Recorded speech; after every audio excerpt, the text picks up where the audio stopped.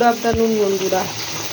তো তোমাদের দাদা ভাই বায়না করেছে ফ্রাইড রাইস আর ডিম কারি খাবে। তো সেই কারণে আমার শাশুড়ি মা এই যে ডিম কারি রান্না করছে। ছেলে খাবে বলে কথা, স্পেশালভাবে দেখো রান্না করছে। তো একবেলা যাই হোক রান্নার বোঝাটা মাথার মধ্যে রইল না, শাশুড়ি মা করলো। শাশুড়ি মাকে সব হাতে নাতে করে দিয়েছি আমি যা। তো বুতুকে স্কুলে দিয়ে এসেছি, তো এখন ফ্রি আছি।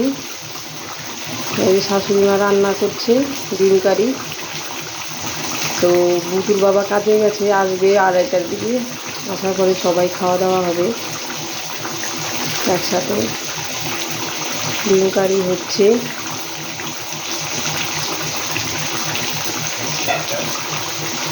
আমার শাশুড়ি মা কিন্তু সেই রান্না করে, ওনার হাতের রান্না মানে হাতের একটা টেস্টই আলাদা।